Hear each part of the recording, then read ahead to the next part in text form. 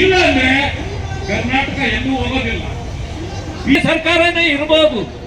ಎಂತ ನಿಮ್ಮ ಹೃದಯನೂ ಬಂಡೆನಾ? ನಿಮ್ಗೆ ಯಾರ ಮಾತುಗಳು ಕೇಳಿಸೋದಿಲ್ವಾ? ಅಲ್ಲ, ಬಂಡೆನ ಜಲ್ಲಿ ಮಾಡೋದು ಗೊತ್ತು ನಮಗೆ. ಆಮೇಲೆ ಅದನ್ನೇನೆ ಸ್ಟ್ಯಾಂಡ್ ಮಾಡೋದು ಗೊತ್ತು. ಅಷ್ಟೇ, ಅದೇ ಬಂಡೆ ಸೀಳಿ ದೇವರು ಮಾಡೋದು ನಮಗೆ ಗೊತ್ತು. ಅದರಿಂದಾಗಿ ನಮ್ಗೆಲ್ಲ ಗೊತ್ತಿರೋದ್ರಿಂದ ತುಂಬಾ ತಲೆ ಕೆಡಿಸ್ಕೊಳ್ಳೋ ಅವಶ್ಯಕತೆ ತಾವು ಇಲ್ಲ. ದಯವಿಟ್ಟು ರಾಜೀನಾಮೆ ಕೊಡಿರಿ. ಇಲ್ಲ ಅಂತಂದ್ರೆ ಮಾನ್ಯ ಮುಖ್ಯಮಂತ್ರಿಗಳೇ, ನೀವು ಕೂಡ ಈ ಭ್ರಷ್ಟಾಚಾರದಲ್ಲಿ ಭಾಗಿಯಾಗಿದ್ದೀರಿ ಅನ್ನೋದು ಸಾಬೀತಾಗುತ್ತೆ.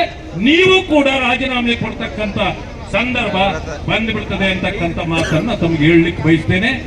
ಈಗ ಮುತ್ತಿಗೆ ಕಾರ್ಯಕ್ರಮ ವಿಧಾನಸೌಧದ 4 ಗೇಟ್ಗಳಲ್ಲಿ ನಡೀತಾ ಇದೆ. ಇಲ್ಲೂ ಇದ್ದೇವೆ, ಎಲ್ಲ ಕಡೆಯಲ್ಲೂ ನಡೀತಾ ಇದೆ. ರಾಜ್ಯಾದ್ಯಂತ ಪ್ರತಿ ಜಿಲ್ಲೆಯಲ್ಲೂ ಕೂಡ ಈ ಹೋರಾಟ ನಡೆದಿದೆ. ಮಾನ್ಯ ಬಂಧುಗಳೇ, ನಿಮಗೆ ಗಮನದಲ್ಲಿರಲಿ, ಚುನಾವಣೆ ಕಾವು ಇವತ್ತಿಂದಲೇ ಏರಬೇಕು.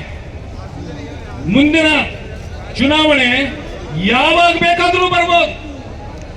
ಈ ಸರ್ಕಾರ ತುಂಬಾ ದಿವಸ ಇರ್ತದೆ ಅಂತ ಏನು ತಿಳ್ಕೋಬೇಡಿ.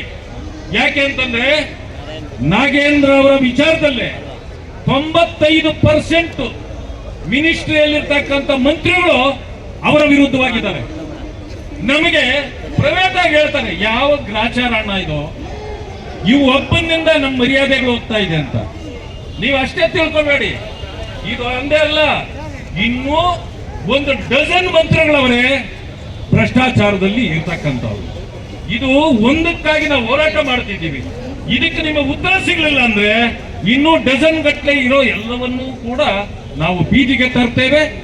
ಇದು ಸರ್ಕಾರವೇ ಇಕ್ಕಟ್ಟಿಗೆ ಸಿಕ್ಕಿ ಸರ್ಕಾರವೇ ಭವಿಷ್ಯ ರಾಜೀನಾಮೆ ಕೊಟ್ಟು ಒಂದು 6 ತಿಂಗಳಲ್ಲಿ ಚುನಾವಣೆಗೆ ಹೋಗ್ತಕ್ಕಂಥ ಪರಿಸ್ಥಿತಿ ಬರಬಹುದು. ಆದ್ದರಿಂದ ಭಾರತೀಯ